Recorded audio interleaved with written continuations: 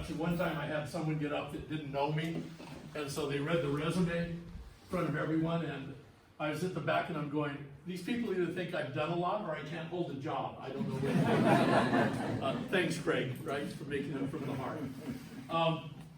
I have a friend who's an academic in New England. The easiest way for me to credential him with the time we have was when Nelson Mandela was elected president of South Africa, and he set up the reconciliation councils to begin to try to heal the country. He invited this guy, my friend, over because of the work he'd done to help them organize those councils. So, pretty sharp guy, pretty sharp character. But in his book called Dialogics, which don't try to find it on the bookstore, it's an academic book. He talks about the fact that all conversations, which is what we want to have tonight, that all conversations go on inside of what he called containers. They're the unstated assumptions people have when they get together that allows us to either hear information or not hear information. Quickest way I can explain that is, let's say you decided to get your kid their first car, and you're probably not going to buy it new off the lot at the Mercedes dealership, right? Maybe not even off the used lot at the Mercedes dealership. You're probably going to get it down the street somewhere. And let's say you drive onto this car lot and a guy comes out of a trailer and just looks too slick. You know that feeling? And he starts in on the sales job, and you know you're getting a sales job. And on the inside, you don't say it on the outside, on the inside you're saying, I don't trust you, I don't believe you, and I'm going to try to get this car off the lot and have somebody I really trust look over it and tell me what's good or bad about this car, yes? So your feelings, your unstated assumptions about that guy, that slick guy, limits your ability to trust and hear what he has to say. Yes, everyone get me with me on that. So I don't know what brought you in, what your container is tonight. I'm sure it's diverse in the room. For the parents that are here, they're just probably proud their kids are in chiropractic school and they want to come participate in this. On the other end of the scale, there may be some of you who wish you were home right now, and you're just really ticked off that your spouse made you come tonight. You know? I don't know what your container is. So let me tell you what mine is, and then we'll see if we can have a container to have a conversation. Fair game? And it's actually a poem. I heard it, I went to a concert of John Denver one time. I have no idea why, except we're both Colorado people, but in his concert he gave a poem, and I went and tried to hunt it down, and couldn't, and wound up copying it off of some stuff he'd done. It goes something like this. It said, "'Twas a dangerous cliff, as they freely confessed, though to walk near its crest was so pleasant. But over the edge had slipped the Duke, and had fooled many a peasant. The people said something would have to be done, but their projects did not at all tally. Some said put a fence around the edge of the cliff, others put an ambulance down in the valley. Well, the lament of the crowd was profound and loud as their hearts overflowed with pity, but the ambulance carried the cry for the day as it spread through the neighboring cities. So collection was made to accumulate aid, and dwellers in highway and alley gave dollars and cents not to furnish a fence, but an ambulance down in the valley. For the cliff is all right if you're careful, they said. Why, and if folks are ever slipping and falling, it's not the slipping and falling that hurts them so much as the shock down below when they're stopping. And so for years, as these mishaps occurred, quick forth with the rescuers sally to pick up the victims who fell from the cliff with the ambulance down in the valley. Said one in his plea, it's a marvel to me you give so much greater attention to repairing results than to curing the cause. Why, you'd much better aim at prevention, for the mischief of course should be stopped at its source. Come friends and neighbors, let us rally. It makes far better sense to rely on a fence than an ambulance down in the valley. Why, he's wrong in his head, the majority said, in all our earnest endeavors. Why, that's the kind of man that would shirk his responsible work, but we will support it forever. Are we picking up all just as fast as they fall and giving them care liberally? Why, superfluous fence is of no consequence if the ambulance works in the valley. Now, the story seems queer as it's given here, but things often occur which are stranger, more humane, we assert, to repair the hurt than the plan of removing the danger. The best possible course would be to safeguard the source. Come friends, come neighbors, let us rally. It makes far better sense to rely on a fence than an ambulance down in the valley. Now, it's fairly obvious, yes, but I want to add one thing to it. He should have had a third point to it. We're going to talk a little bit about what's going on down in the valley, which, by the way, there's great stuff going on down there. And there's stuff that's not working out so well either. And if you're going to get awards for the good stuff, you also have to take responsibility for the stuff that's not working. And we're going to look at it. So, for example, here's some of the good stuff. I'm walking today because of what they do down in the valley. I was an old McDonald's All-American basketball player in high school and went on to play through college and wound up with, back in those days, they just slapped some tape on you if you had bad ankles and you went out and played. So I'd have hundreds of tears and 3 broken ankles and all sorts of things, and couldn't walk by the time I was 60. And I was the 6th person to have this done. It was all experimental. They replaced both of my ankles with metal ankles. It took a year, 4 surgeries, and $125,000 per ankle. I'm walking around on a Ferrari. Right? And I can do just about anything today. God bless them, right? Great stuff. On the other hand, as Dr. Hupper was alluding to, we now know that the #1 cause of death in the United States is our healthcare system. That sounds so weird when you hear that, isn't it? Right? We've lost a little over 100,000 people from COVID. We lose 136,000 people every year. This is according to the Journal of the American Medical Association. These aren't our numbers.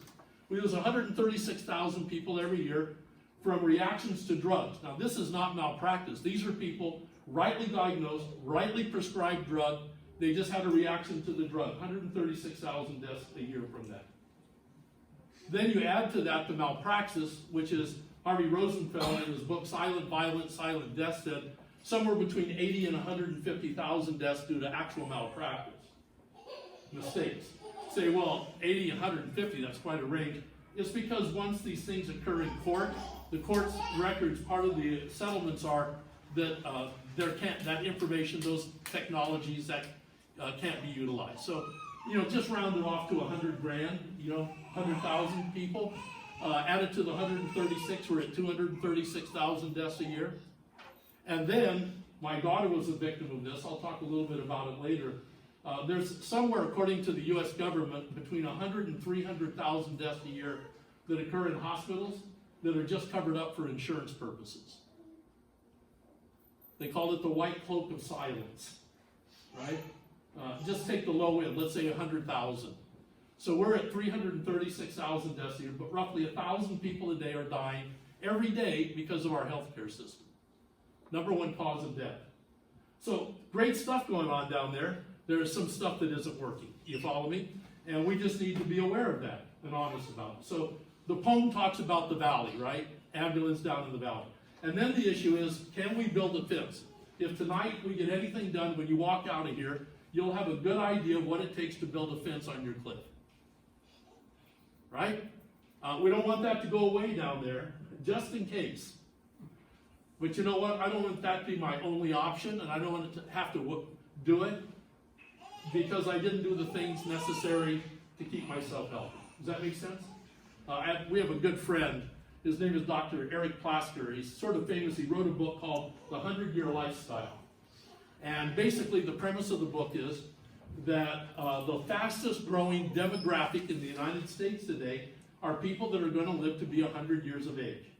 So these babies at the back of the room, more likely than not, are going to make it to 100 years of age. The millennials, right, are going to make it to 100 years of age.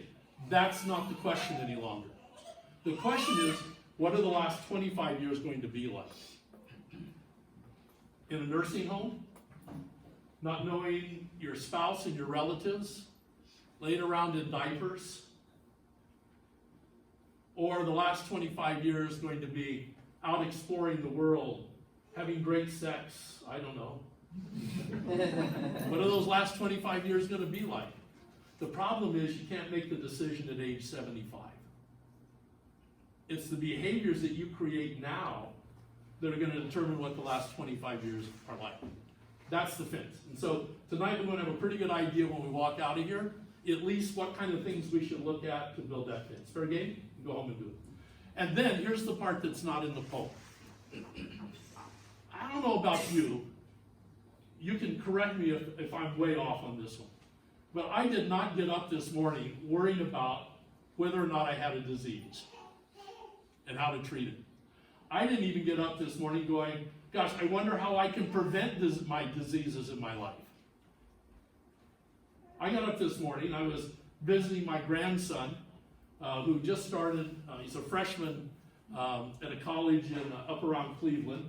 He was the #1 football player in California last year as a fullback. And he had offers to UCLA and Iowa and Texas. And he gave them all up because he didn't want to go to a big school, going to a little school in Ohio. Right? And so I was up last night for the first time I've seen him in a while, having dinner with him, wanting to know how he's doing, talking about the family. I don't know about you, but what I get up in the morning and think about is, if you'll allow me this term, what's the quality of my life going to be like today?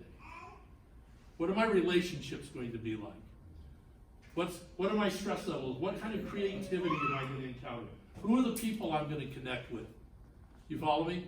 So it's not just about the valley, if we need it. It's not just about building a fence.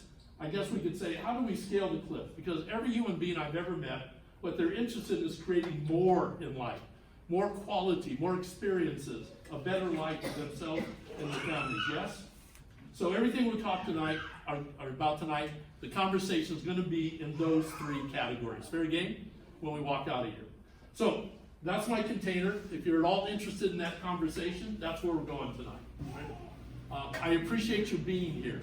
I was telling Craig, I grew up like this. I've been all over the world. I've lived around the world, big cities, all over the place.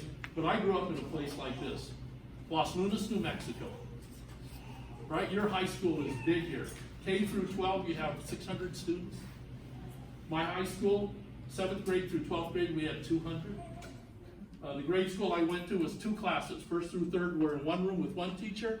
4th through 6th were in another room with another teacher. About 30 students in those schools. That's how I grew up. You at least have 2 main streets. We didn't even have main streets. And you have a stop sign and a flat and a light. We didn't even have a stop sign in our town. I get this. And so I'm glad you're here tonight, especially since it's Wednesday night prayer service. When I was growing up, my parents were very religious, Southern Baptist, sawdust country floor, churches on Sunday. We were at Sunday school, Sunday morning service, training union, or Sunday evening service, and potluck and prayer service on Wednesday night. And they knew, because they couldn't afford to send me to college. If I was going to college, it was going to be on a basketball and academic scholarship. And when it came down to the first game that was scheduled for a Wednesday night that I was going to have to miss, there was a conversation about whether I was going to play basketball and go to college or not. So I guess people that aren't here tonight, we'll just assume they're at prayer service this evening. Right? So thanks for being here, and it feels very much at home, and I appreciate that. This is what I want to talk about tonight. Right? This is the cliff, right? This is not the valley. This is not the fence right now. How do we make our lives extraordinary? How do we go up the cliff, not just survive on it? And I've separated, right? Extraordinary, right? Extraordinary is actually 2 separate words. Extraordinary. Ordinary, real simple. That's stuff we know is going to happen, yes? Right? Whatever we predict, whatever we're doing, we already know what the outcome of it is going to be. That's ordinary. So for example, I read a book a number of years ago. It was titled The Day America Told the Truth. It was a study that was done on integrity in the United States. And here's some of the statistics from it. They found that 9 out of 10 people admit to goofing off at least 7 hours every week in their work.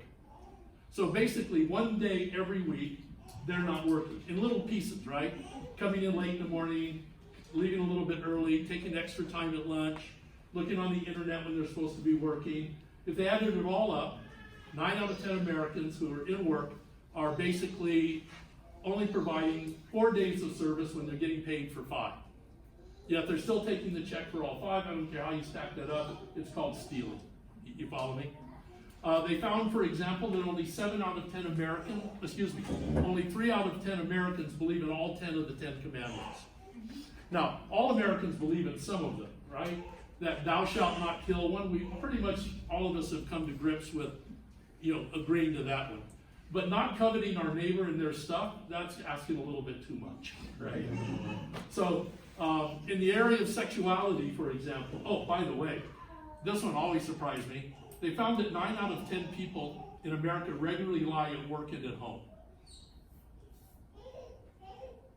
We've even categorized the lies so that they're okay. They're the white lies. Those are the ones that are okay. They're lies, but they're not really lies. They're white lies. I have a friend who's a pathological liar. He has to see a psychologist for it. He lives in Alabama. Every time he lies, she makes him put $20 in an envelope and mail it to the most repulsive organization he can think of to support me. She's trying to give him some negative feedback for that behavior. Follow? Area of sexuality. 20% of American women now lose their virginity before the age of 13. Shocking, isn't it? 1/3 of AIDS carriers have not told their spouses or lovers they even have the disease. 40% of women in the United States have had some type of sexual abuse, usually by somebody they know. It's all quiet, right? It's all quiet, that stuff. Marriage. Ooh, they found out that 48% of married people say there's no reason to be married. 34% of married people are having or have had some type of extramarital affair. And 49% of Americans who are married say they wouldn't marry the same person if they had it to do all over again. How'd you like to come home to that for the next 40 years? And this one, right, maybe not the most dramatic, but this one's kind of frightening to me. They found out that 7 out of 10 Americans don't even know the name of their next door neighbor. Forget whether they've ever broken bread with them. They don't even know their names. Man, we have circled the wagons, haven't we? 6 out of 10 Americans have been a victim of a major crime, and 1 out of 7 carries a gun in their car, and 7% of Americans say that for $1 million they'd be willing to commit murder. That's called the 6 o'clock news every night. You want to measure how things are going, look at the 6 o'clock news every evening. Got it? That's ordinary. That's ordinary. And it produces outcomes that we just keep repeating over and over and over again, thinking by electing someone different or whatever the case may be that somehow that's all going to get fixed. We'll talk about it tonight. That's ordinary. And of course, you all know that great quote about insanity is doing the same thing over and over again, expecting different outcomes. We got to do something different, folks. And we'll talk about it tonight. Fair game? Everyone with me? So a couple of rules as we get started into this, because then we're going to talk about extraordinary. And by the way, you'll know a couple of the names that I talked about, but really, I want to warn you ahead of time. The people I'm going to talk about are people just like you and me. Now, some of them got famous in the process. But, for example, I have a woman that works with me for the last, Simone, 15 years or something. Let me tell you just the ordinary and extraordinary in a real situation. So, at birth, she didn't know this at the time, but at birth, a drug mother gave her up, and the hospital couldn't place her, so she was in the foster care system her whole life. I've had some conversations with her about it. I don't want to dig too deep, even though we're great friends. But what I know about it, it was not an easy time growing up for her. Everything from physical to sexual abuse, all those kinds of things. Watch. Ordinary says what should happen with that. This should be probably ordinary. This should be a mom on welfare somewhere down the road. Yeah, right? Nobody would have thought anything odd about that at all. She got out of high school immediately when she was old enough to get away. She went into the military. Came out of the military and went to school and got a bachelor's degree in criminal justice. That's when she first started working for me. Worked for me for a number of years and then decided she was going to get her master's degree. So she got a master's degree. And then she went to teach at a college and developed online courses before that was sort of popular. She still teaches 2 or 3 online courses late in the evening, along with all of her other work. And now she's finishing up her PhD, and she always has 2 or 3 foster girls that she picks up, takes care of every week, shows them what the rest of the world lives like, etc., etc. That's extraordinary. Got it? That's not what should have happened to her. That was beyond. It was extraordinary. You follow me? And so we want to talk about people that are doing extraordinary things tonight and making a difference in people's lives. Fair game? So a couple of rules as we get started with this. One is, I need feedback. Otherwise, I just keep talking about the same thing, waiting for people to give me some feedback that they got it. And I take any kind of feedback that you want, right? Guttural sounds, amens, I understand that along the way. You can just be as vocal as you want, but some feedback along the way. Because I believe that human beings are born as passionate human beings. We all express it a little bit differently, but we're born as passionate human beings until somebody beats it out of us. You follow me? So tonight I'm giving you permission to be the passionate human being that you are, and I love the feedback, and things go better when we're doing that. Fair game? The other thing that I would like you to do tonight is just be open to the possibility of the things we're going to talk about. Fair game? You can reject them when you walk out the front door, but at least for the next hour, hang in there with me. And by the way, I guess one last rule, I make sure you'll be on time, right? I will promise you we will be on time. You don't have to be watching your watch. They tell us that the average human being can only hold 8 bits of information in their brain at any one time consciously.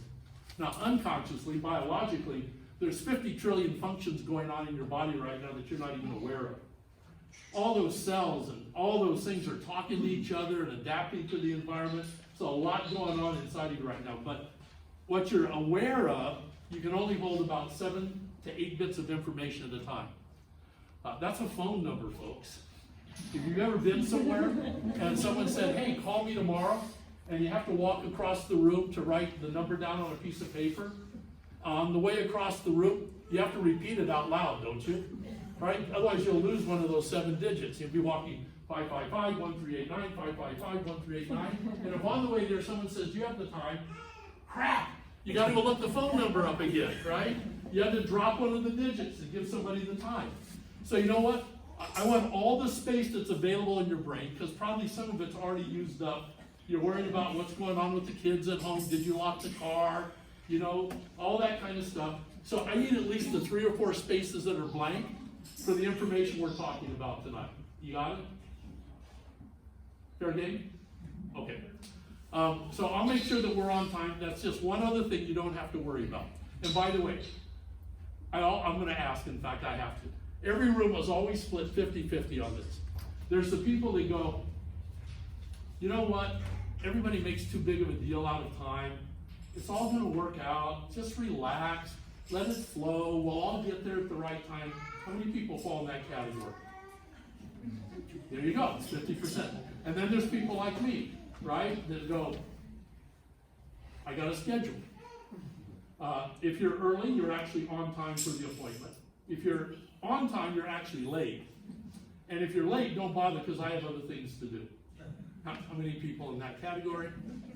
Right? I have to tell you, I used to be in the first category, now I'm in the second category. It happened, I don't know if I should say this, but I think we're okay now. It actually happened one time when I had a very romantic evening with my wife. You get the idea? For like an hour and 10 minutes. And then realized later they just switched to daylight savings time. You'll get it on the way home. So ever since that happened, I've really been paying attention to time in a much more significant way. So I'll make sure we all get out of here on time. You can let go of that and just enjoy and sit back and relax and do conversation. I see some of you taking notes. You know what that is that's the way you download information from your brain, so you always have some extra space to take the next bit of information in, right? Because you'll hear stuff and you go, ooh, I need to remember that. And then, of course, there's more information coming, they don't remember it. So you're welcome to take notes if you want. I won't think you're looking at your iPhone, sending out messages. But anyway.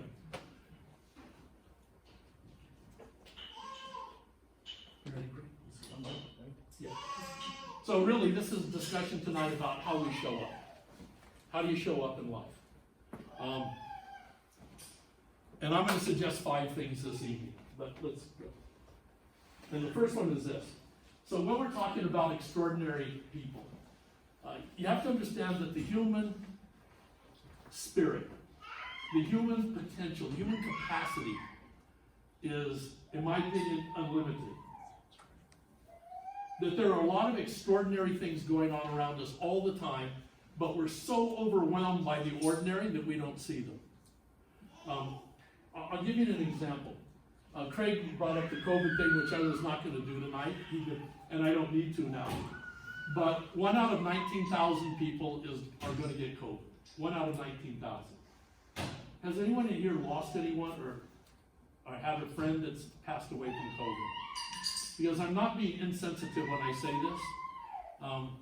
I could ask the same question. How many of you have had people that have passed away from heart conditions? How many people have lost people in automobile accidents? Right? So I'm not minimizing any of those. All of those losses are tragic. But it's just about, Craig was trying to give perspective tonight, right? So 1 out of 19,000 people is going to get COVID, and about 3% of those that do get it are going to die because of it. And as I said, most of those are because they have some other existing healthcare issue, right? Just some perspective. But here's my question. I'm not thinking about that, challenging that, making any comments on it. Everything I see is about the one person that passed away. And I think we ought to ask the question, what about the other 18,999 people who either didn't get it or got it, maybe had no symptoms or had a mild version of it? How come? Why aren't we researching them to find out what they have that the one didn't? And yet we're spending all of our effort on the one. Does that make sense? Right? So, ordinary is just watch the news, it's the one. The extraordinary is, let's have a conversation about the 18,999 people that aren't getting it, and find out what's going on with them and see if we can create that in our society versus just trying to wear masks. You got it? And by the way, if the mask is what the 18,999 have, I don't think so. But if it is, great, then let's wear a mask. But we ought to be finding out why those people didn't get it, or why if they did get it, they handled it just fine. You follow me? That's what I want to know, because that's what I can build my life on. I can't build my life on the one that passed away. You follow me? So that's what I'm talking about when we talk about ordinary and extraordinary. And this guy is my metaphor in my life for that. This is a guy, I don't even know his name. I'm sure it's on here somewhere. Yes, Stephen Wilshire. What they do is, they put him in a plane, a small plane that flies slowly, and they fly him over a city. In this case, they flew him over Mexico City, one time. So the plane flies over Mexico City one time, then he sits down and over the next 3 months, from memory, reproduces the entire city, building by building. And not only the buildings, the streets are all lined up perfectly, and all the buildings have exactly the right number of windows in them. Wow. Right? Then you can say, well, this guy just has kind of a turned on part of his brain that's doing something outrageous. That's true, but we all have that. Not that you could fly over a city, but we all have a potential that's beyond our current understanding of it. We used to think that genes controlled the cell, right? The Genome Project said, let's map out all the genes in the human body based on the belief that if you had cancer, it's because you were born with cancer genes. If you had muscular dystrophy, you had muscular dystrophy genes. Go on down the line. That everything, from sexual orientation to disease to everything, was pre-programmed in your genes. And so they said, let's map out all the genes. It's called the Genome Project. And let's find out how we can manipulate these genes so that people don't get cancer, don't get this, don't get that. And preferably be able to manipulate them in utero before the baby even grows and comes out through the birth canal. Now, they've never been able to do it, but they did get all the genes mapped about 20 years ago. And they found out a couple of interesting things when they got it all done. Ready for this? One, it's not that complex. Once we had the technology to look at it, it was not that complex. The difference between you and a worm is about 3 genes. The second thing they discovered is that most of the information that's on the gene, it's just a blank tablet. That in fact the gene is not running the cell. That what's running the cell is the environment comes in, the gene adapts the cell to that environment, and then that cell has the behavior necessary to survive in that environment. So in the first scenario, where you're born with your genes all pre-programmed and you're going to get whatever your genes are going to give you, totally disempowering. It means you have no control, that none of the decisions you make about how you live your life are going to impact your health or your well-being or your ability to get or not get disease in any way, shape, or form. It's all pre-programmed in, you're out of the equation. What epigenetics, which is the genetics they use today, says, what epigenetics says is that only about 5% of who you are was pre-programmed in your genes. Most of it eye color, sex, that kind of thing. But 95% of the information that's available to go in there, it's a blank tablet. And that once you program the tablet, you carry that. So for example, we don't really worry about the bubonic plague today. The bubonic plague wiped out 33% of the people on the planet. And by the way, there was no drug or vaccine to fix it. You have to ask the question, why did one person in the household die of the bubonic plague and the person in the next household exposed to exactly the same thing, it didn't affect them? That's the interesting question. But guess what? The reason why we don't have it? The species adapted to it. It built a resistance to it. And that's recorded in your genes and gets passed from generation to generation. HIV, remember when HIV hit? Guess what? UCLA, my alma mater, UCLA now, has found that the 3rd generation of children from families had HIV. The grandparents had HIV, the parents had HIV, and the children are born with the virus, HIV. They're finding that the HIV in that 3rd generation of children has no impact on them whatsoever. It's nothing different than a cold virus to them. Why? Because they built up the genetic reaction to be able to survive with HIV. Follow me? I'm not suggesting you go out and get it just to check this out. I'm just telling you, the species will survive by adapting to these things, and it has to do with the information coming in the gene. So here's what we know. If you are in control of the information that your genes are subjected to. If you live in a negative environment where everybody is negative, everything is bad, everything is, about sickness, everything is avoiding sickness. It's all about disease and cancer, and guess what? Those people are going to wind up with cancer. We've met those people, haven't we? Horrible, negative, dark people, right? And always when I go, you know what? That person's going to die of cancer. Like, right now. We know that when you stress your body has a physical reaction to it. If I put myself in an environment where things are positive, where the food is great, where there's not pesticides in the food, we'll talk about what kind of things to eliminate when we talk about the fence on the edge of the cliff. If I do those things, then guess what? My genes are going to respond to that. They're going to create the information necessary to have my cell respond and survive in that kind of an environment. Everyone with me on this? You know what? The bottom line of all of that, you have to know the genetics of it, is this. The decisions you make about how you live are going to determine what your life is like. If you decide to smoke, not sleep well, drink a lot, eat foods with tons of pesticides on them, not get chiropractic care, you know what? I can almost promise you're going to get the flu and all sorts of other bad things along the way. Does that make sense? And if you clean that up, you think you have a better chance. I'm not saying 100% guarantee. Do you think you have a better chance of being well and not winding up in the valley of sickness and disease? Yes? No? Maybe? Everyone with me on this? Got it? So keep those principles in mind. We have an amazing potential, according to the geneticists, Your genes can literally become whatever you want them to be. You can create the life that you want to have. You follow? All right, so we're going to look at some people that have done that. Craig? So we have a center in Atlanta with Life University called the Vital Life Health Center. It actually started when a group of midwives in Atlanta wanted to build a birthing center. If you know stats and you hung around with Travis and the people at the clinic, you know that according to the World Health Organization, of the top 40 industrialized countries in the world, the United States ranks last, means we're the worst in infant and maternal mortality. Now I know that's a shock when people hear it, because we've been sold a bill of goods that we got the best system in the world for delivering kids. In actual fact, we have the worst system. Right? And of the 50 states that make that up, Georgia was the worst of the worst.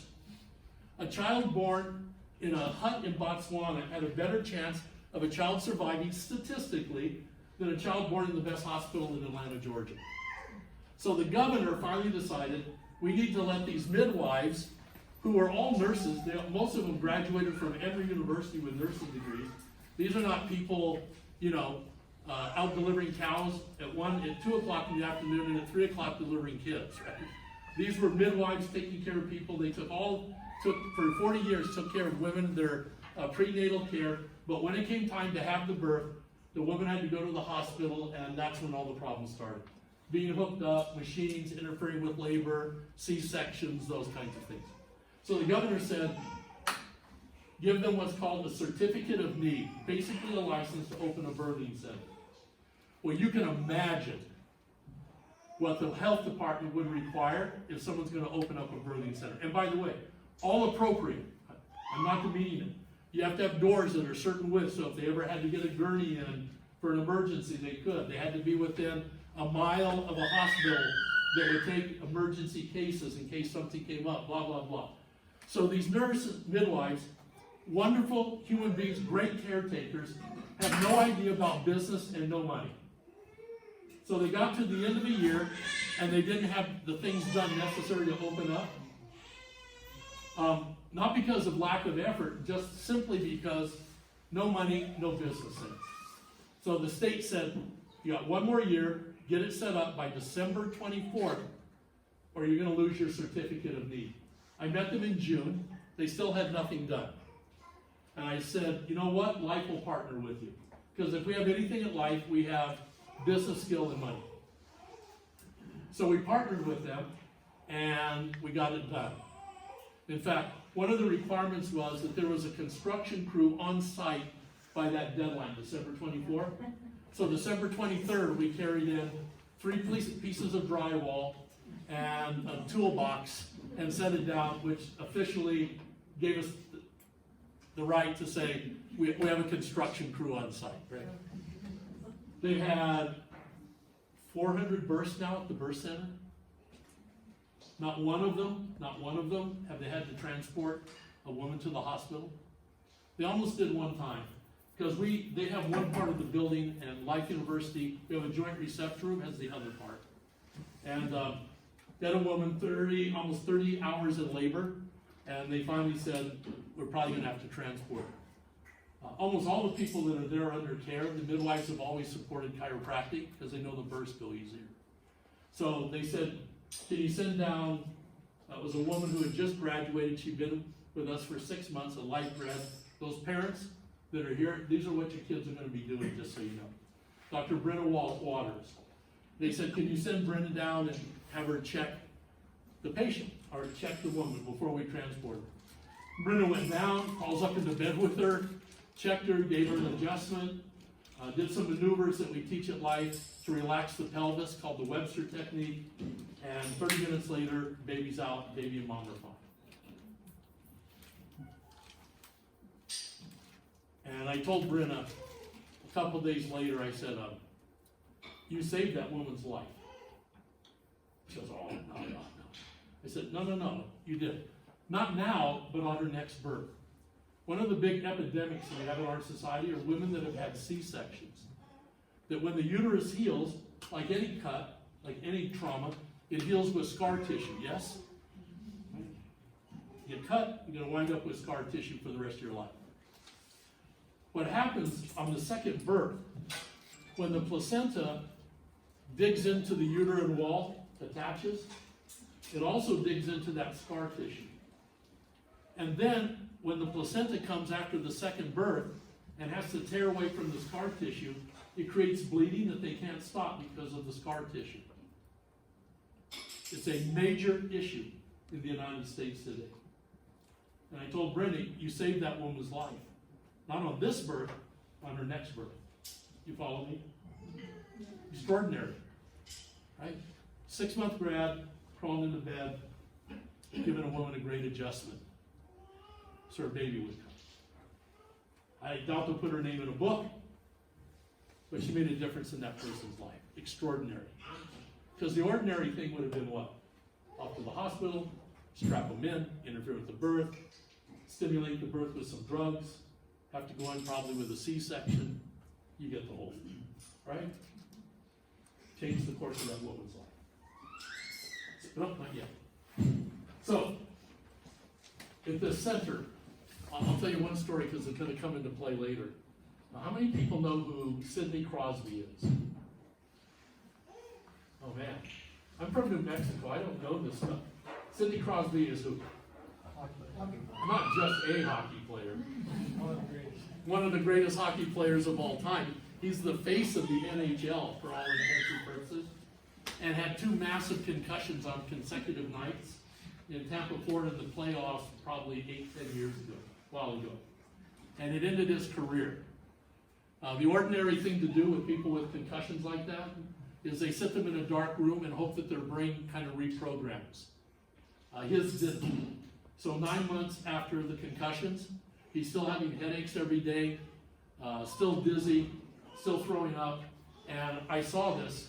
They would take the puck and just slide it slowly across the ice, and his brain, his vestibular brain, didn't see it until it was by him, which is not a good deal if you're going to be an NHL player. So he retired. He quit. There's no chance for him to be in the NHL any longer. Wound up at Life University because of some specialized equipment we have there.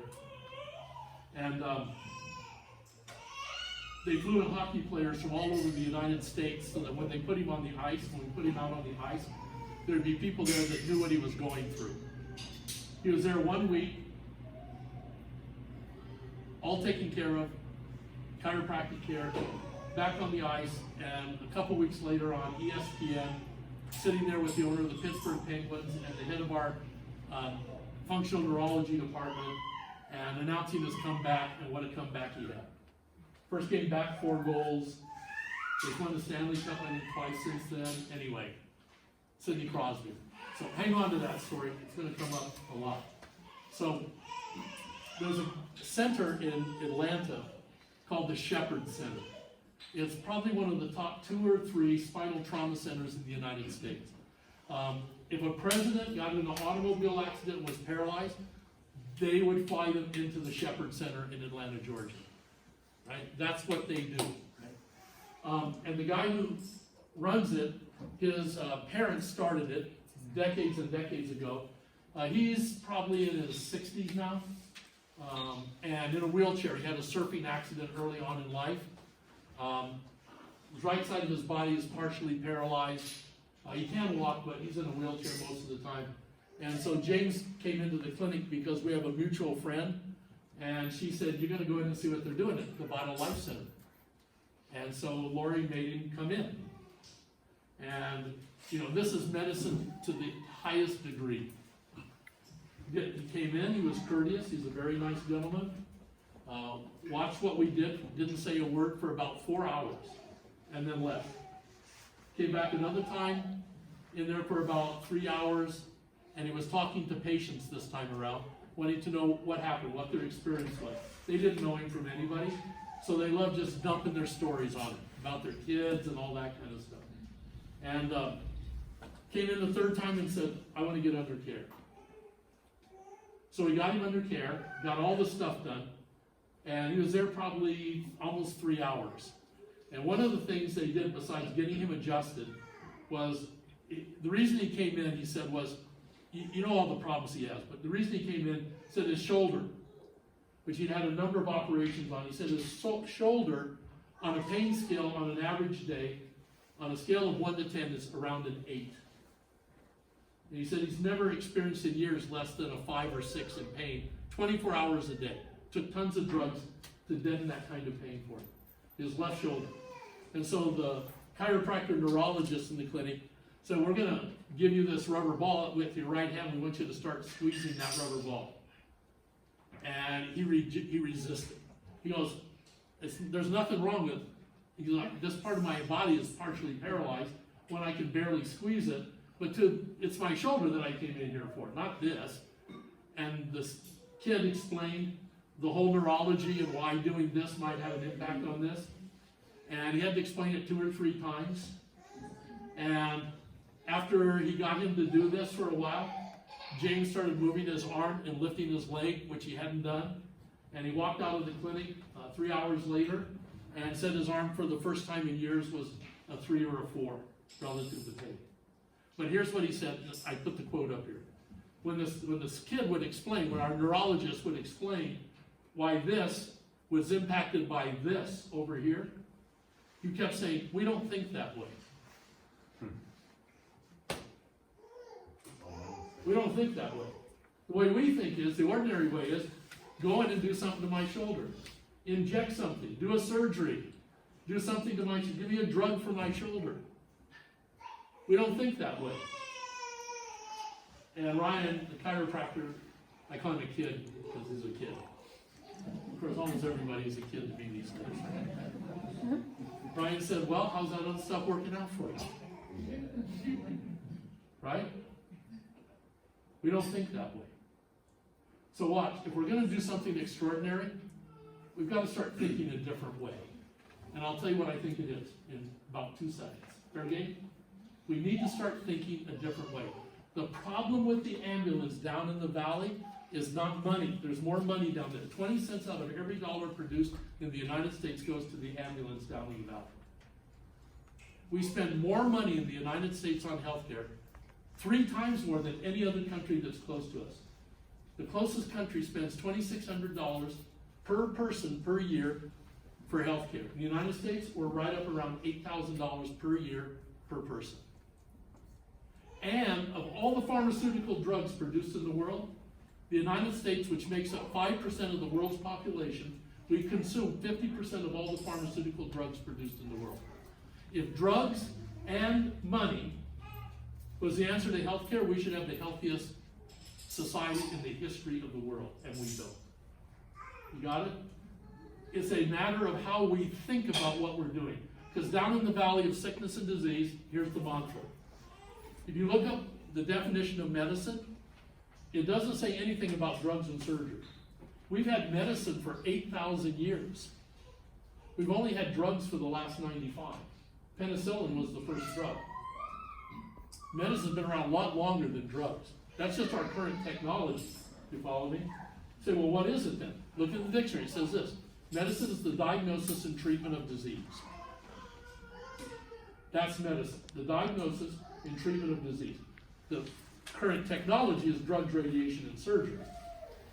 It used to be leeches and bloodletting and all sorts of stuff. But it's always been about the same way of thinking. You wait till a person has a disease, you diagnose it, and then you go in and try to manipulate the body and change that disease. And today we have more diseases than we've ever had on the planet. In fact, they tell us that 70% of all the diseases we have today were produced by trying to get rid of the diseases that preceded them. So here's a statement for you. You think about this when you go home tonight, besides the joke. You can't get rid of disease by treating disease. Mother Teresa said, they invited her to an anti-war rally. She said, I won't come. She said, you can't get rid of war by creating more war, even anti-war. You can't get rid of disease by treating disease. If you want to get rid of disease, you have to produce health. Disease doesn't exist if a person's healthy. She said, if you want to have a peace march, I'll come to that. But I won't come to an anti-war march. Do you understand the difference? It's a level of thinking. Wouldn't you agree? We don't think that way. We think differently. Right? So here's the story. Ready? Here's the story. If you get only this tonight, we're done. Number one, we believe that living things are intelligent. In other words, your body's carrying on 50 trillion functions right now. As I said, a doctor can only think of 7 to 8 things at a time. The greatest doctor in the world is yet to create one living cell from scratch. Your body's producing 100,000 of them every second that you're sitting here. If you cut your finger, right, and you put some medicine on it, put a Band-Aid on it, or if it's bad, you get a doctor to stitch it up, we give the credit to the doctor. No doctor has ever healed anything. To heal your finger, they'd have to produce cells. They haven't created one cell in the history of the world. The body is smarter than the doctor, including Dr. Craig. The body is smarter than the doctor. You follow me? And how do we know it? Think about this. You put an egg cell and a sperm cell together with no doctor, magically, extraordinarily. That cell divides into 2, 4, 8, 16, 32, 168, 64, 258. You have a mass of rapidly dividing cells. Within a few days, the nerve system shows up. At the end of a month, you have all the organs, the heart's even pumping blood. Mom doesn't even know she's pregnant yet. She hasn't even missed a period. You've already got a heart, brain, liver, organs, all that stuff going on. At 3 months, you're about the size of the end of your small finger. You weigh 2 ounces, and everything you were ever going to have is there and functioning as necessary. Then 2 ounces over the next 6 months grows into, I don't know, 6 pounds, 8 pounds. If you're my son playing football in Ohio, 11 and a half pounds. It's a big kid. A big, fast kid. Watch. And then, when you came out through the birth canal, that wasn't the end of it, right? You went from 6 pounds to 150 pounds. Some of this went a little higher than that. You developed relationships. You learned how to adapt. You know that if we could color the microorganisms floating around this room right now, you know how when they take a microorganism and they stain it and put it under a microscope and it looks purple? Let's say we could do that to all the microorganisms floating around the room. They are so thick you would not be able to see me from where you're sitting right now. Every time you breathe in, you're sucking in millions of microorganisms. And guess what? If we had a corpse laying here, the microorganisms in the room right now would be decaying the corpse. When you breathe them in, your immune system is stimulated. Your immune system is constantly adapting you to the changes to these microorganisms. And every time you breathe all this putrefactive stuff in, from the people you're sitting next to who are breathing it out, every time you breathe it in, your immune system gets stronger with every breath, if it's working right. You're not only a self-developing organism, you're a self-maintaining organism, and get this, you're a self-healing organism. Cut your finger, unless your body is really malfunctioning, if you don't do anything to it, it's going to heal up, isn't it?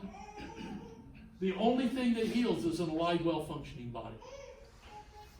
That's why chiropractors will frequently say when people tell us, "Oh, doc, you healed me," we go, "Sorry, we don't do that here." We've never healed anybody. You get the point? We want people to know it's their body, not the doctor they should have respect for, it's their body that they should have respect for. Your body is an incredible thing.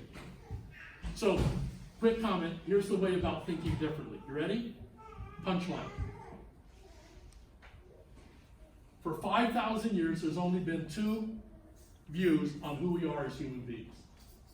Ready for this? 1, Isaac Newton really cemented this one in. Newton said, all living things, the universe and people, everything in it, were just these big, gigantic machines.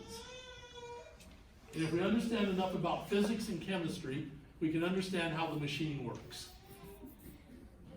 And so Newton went off to, Cambridge, I think it was Cambridge or Oxford, one of the two, and never taken a math course, takes one math course, and decides to write down his own ideas on mathematics, and he writes calculus perfectly.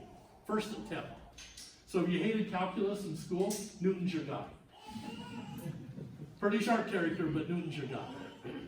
And he came up with a lot of amazing principles, like he could measure where the planets float, and have mathematical formulas for where they would be at any time, which is important because if you're going to send a spaceship up to meet the moon, it'd be nice to know where the moon is going to be when the spaceship gets there, yes? So as mathematics, he said, then apply to the human body also. They believe in medicine, the philosophy, if you're interested, is called mechanism or atomism. It's based on the idea that atoms form all physical matter in the universe, and the chair you're sitting on is no different than you, other than how the atoms happen to be organized. That we live in a physical universe, it's a big physical machine, and like all machines, you understand this, when a machine breaks down, what do? You diagnose what's wrong with it, you go in and you manipulate the machine back to what you think it ought to be. So what they do is they wait till people get sick, this is how they currently think. They then try to go in and diagnose this thing that has 50 trillion things going on inside of it all at the same time. This is not a lawnmower. 50 trillion pieces that we don't even understand all the pieces individually, much less how they're all interacting and communicating with each other. With a brain that can only think of 8 things at a time. You see the problem coming here? And then we go in and manipulate the machine back to what we think it should be. So if its blood pressure gets a little bit above our norm, we go in and give it drugs to bring the blood pressure down. You follow me? We go in and manipulate the machine back to what we think it ought to be. Here's the problem. Whenever you manipulate the machine, there's always side effects. Always. Every time. Sometimes they're minimal. Sometimes they're like the commercials you see on TV. You know those? Right? I don't know. The person had an earache, so they gave them a drug. They're skipping through the wood. They're skipping through fields, right, of flowers, while they're listing all the side effects from the drug for the ear infection. And all the side effects are worse than what they're taking the drug for. The only one that I've ever seen that's of any interest, and I don't do drugs, but it seems to be of interest to me, is the Viagra thing. You know, I have to tell you, if I took Viagra and I had a side effect for 4 hours, the last thing I'm doing is calling up my doctor. You know, I've got some other things on my mind. But outside of that side effect, all the other side effects just sound like I wouldn't want those. Does that make sense? This mechanistic, atomistic philosophy that we're just this big physical machine that breaks down, we have to diagnose it and manipulate it back to what we want it to be. And by the way, sometimes, like with an ankle, if you can't walk, great. Go ahead and put a metal one in for it. We're not saying go away. We're just saying that shouldn't be our only choice, and even more importantly, it shouldn't be our first choice. Yes? Thank you. The second philosophy is what I just wrote up there at the top. I'm going to make you really smart. The second philosophy about who we are as human beings is called vitalism. Not mechanism or atomism, vitalism. And what vitalism says is, you're a self-developing, listen to the word self, you're a self-developing, self-adapting, self-healing mechanism. So get this now. Here's the punchline. With vitalism, we have a great respect for the human body. We know that the human body is intelligent. It's always going to do the best that it can for its survival and well-being. What we need to do is get rid of the interferences so it can function the way it was built to function. And guess what? When you get rid of an interference, there is never a side effect.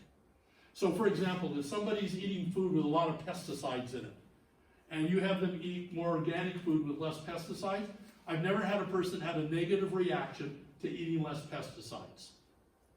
I've never seen a person have a negative reaction, side effect, to quit smoking. I've never seen a person, you want me to keep this up? When you get rid of interferences so the body can work the way it was intended to function, there are no side effects associated with that. And I can even prove that financially.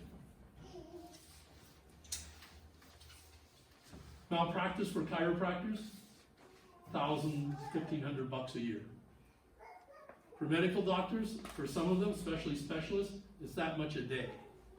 Now, either the insurance companies just love chiropractors and give us a break, or we're just not dangerous. Got it? We believe that living things are intelligent, self-developing, self-adapting, and self-healing. Second thing we know, these are things we know. Second thing we know is the nerve system controls function. Real quickly. We have a think tank at the university called the Octagon. One year we brought in all sorts of neurophysiologists, medical neurologists, chiropractic neurologists, functional neurologists, neuroanatomists, a whole bunch of neurology people. We put them in a room, and fortunately I have a friend who's an academic that loves to sit in there with them, and they talk about stuff all week. Me, I go in, welcome to the campus, and get out of there. It's the most boring conversations in the world. But when they come out, they write these really cool papers. That's what I read. And when they came out a week later out of this room, out of this cave, talking about neurology, they said two things. You ready for this? Number one, they said, you are your nerve system. You're not your heart, you're not your lungs, you're not your pancreas, you're not your leg. You are your nerve system. Think about this. We do not pronounce people legally dead when they've stopped breathing anymore. When do we pronounce them legally dead? We don't even pronounce them legally dead when their hearts stop beating. When do we pronounce them dead? When their brains stop functioning. You are your nerve system. That's where all of your memory is, all of your relationships go on there, all of your conscious, all of your thinking. I love Valentine's Day. You buy those beautiful Hallmark cards. I love you with all of my heart. I have to tell you, your heart doesn't love. It's just an organ that pumps. I hate to say this to you, it's your limbic brain. That's where love comes from, your limbic brain. But the cards aren't very sexy when they go, I love you with my whole limbic brain. But that's the accurate thing. You are your nerve system. It's the first thing that forms. It's the thing that stops, and we pronounce you dead. The second thing they said is this: every other structure in the body, your muscles, your pancreas, your digestive system, everything else in the human body is there for one reason, and one reason only. That's to keep your nerve system alive and healthy as it goes through its process of conscious evolution in this lifetime. What that means is this: you are not the same person as who you were when you were born. You've evolved knowledge and relationships and information, yes? And you continue to do that for the rest of your life. Your nerve system drives you to want to know more and develop more, to climb the cliff. Got it? So the reason why I have muscles in my legs is so I can get my nerve system from here over to here, and we can have an interaction. By the way, anybody know what the largest neurological structure in the human body is? Is that what she said? She's right. Tell them. Skin. Everyone says, oh, it's your brain, your spinal cord. Nope, your skin is part of the embryonic tissue that your brain and spinal cord came from, and it's where all your sense organs are: sight, sound, touch, taste, and smell. So you have this nerve system that's going around in the environment all day long, perceiving the environment, changes in temperature, microorganisms that you're breathing in, all the stuff that Craig was talking about. And then that information comes in through the skin into your brain, and your brain tells your body how to respond and react to it so it can survive. So, if I see someone I haven't seen in a long time, like Brooke, and across the room I can wave to her, and she sees that, and it creates a connection between us, doesn't it? Or I can walk up, and our nerve system just connected, more intimate. And if you go hug somebody where you get a lot of skin touching skin, now you're really getting your nerve systems jazzed up. Got it? We're walking around like the Matrix. We're nerve systems, right? And all this other stuff is making sure our nerve system has the best chance for survival and well-being. You're a self-developing, self-healing, self-maintaining mechanism. The nerve system's running the show. I get to this quick. If you damage the nerve system, this is easy. It produces three things: malfunction, ultimately diseases, and a reduced quantity and quality of life. I mean, people remember Christopher Reeve, Superman. Fell off his horse, broke his neck, damaged his cervical spinal cord. Does Christopher Reeve have malfunction in his body because of damage to his nerve system? Yes or no? Yes. Yeah, in fact, some parts didn't move at all. It was called paralysis. Did he get diseases he wouldn't have gotten had he not damaged his nerve system? Absolutely. Anybody know what he died of? His death certificate does not say cervical spinal cord damage. That's not what's on his death certificate. It was pneumonia. right? So his immune system was so damaged because the immune system's controlled by the nerve system, that when the nerve system was damaged, the immune system was weakened, and what you and I fight off all the time, he couldn't fight it off. It took him down. And does anyone want to argue with me that his life expectancy and his quality of life was less because of that, all other factors being equal? Yes? No one's ever argued with me on that. Damage the nerve system, you get malfunction, given enough time, disease and infirmity, reduced quantity and quality of life. All right, so here comes the cliff, the fence. You ready? There are three things that damage your nerve system. Ready? Number one, physical traumas. Fall off your horse, break your neck, you damage your nerve system. Get racked to the floor or to the ice in a hockey match, you damage your vestibular brain, you damage your nerve system. If you're a kid, I remember some kids I watched one day, they'd seen the Terminator movie with Arnold riding through walls and stuff. They built a ramp, they came down the ramp at the end of the day into a wall. Didn't work out well for them. Damage to the nerve system. Physical traumas, does that make sense? By the way, the number one cause of concussion, just as a side note, is not football. Anybody know what it is? COVID. Skateboards. No? Soccer. Number one is soccer. That's why they've outlawed headers for kids, young kids. Anyway, just side note. Physical trauma. Second thing, environmental toxins. Cigarette smoke, pesticides in food, mercury in the fillings in your teeth. You know that you swallow 10,000 times every day? And if you have metal in your mouth, you're swallowing small amounts of metal all day long, that your body has a very difficult, almost impossible time to eliminate. Shoot, we even outlawed lead in paint because kids would eat it. You're swallowing that every single day. You want me to keep this up? Lots of toxins coming into our body that affect our nerve system and do what? Produce malfunction, disease and infirmities, reduce quantity and quality of life. And the third one are emotional traumas. Someone sees their best friend blown up in a roadside bomb in Iraq. They weren't traumatized. They come home with post-traumatic stress disorder. Our military folks that come home from the Middle East, we're having 22 more suicides per week, quantity-wise, 22 more suicides per week than the entire rest of the United States population combined. Now, either we just recruit people that are prone to suicide, or something happens to them emotionally when they're there. I think we all have agreed it's the latter. Does that make sense? 8-year-old girl is sexually abused growing up. All that trauma is locked away in her nerve system. Got it? Physical traumas, emotional, environmental toxins, emotional stresses. You know what? If you want to build a fence on the edge of the cliff, I would suggest you eliminate as many of those as you can. Some of them you can't, right? I hate to tell you this. So, watch, let's take environmental toxins. You have control over a lot of them. And by the way, no judgment on this. I have my own problems in life. You do whatever you want to do. But I can tell you that smoking is an environmental toxin. Mercury in fish is an environmental toxin. And you can eat different fish, right? Pesticides in foods and GMOs. You can buy different foods. You follow me? You can grow your own food. That's how we did growing. Anyway, there are a lot you have control. Some of them you don't have any control over. I have a friend that says, I will not have a cell phone because of the radio waves. Let me tell you something.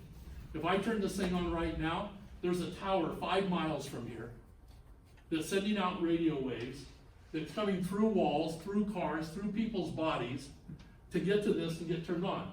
And guess what? People are probably not going to give these up. So whether you like it or not, whether you own a phone or not, you're subjected to this stuff every single day. So we can't get rid of all the environmental toxins, but we got to get rid of the ones that we can control. I'm not going to go into it in depth, but the new app, it's called Remote Patient Monitoring, is an app that helps coach people on a day-to-day basis to change the lifestyles necessary to build the fence on the edge of the cliff. It's about how do you get brain health, how do you get, it's called Nourish, how do you get Flourish to create happiness and positive attitudes in life, and all the activities you can begin to do, you begin to create a lifestyle based on that. Does that make sense? So it's coming out. I know Craig's gonna be using it in the office, and it's a great tool for you and your family to use every day. You even have a neuro score that measures the quality of your nerve system. And if you get on a scale of 1 to 100, if you get a neuro score, I don't know, 68, it'll tell you what that means.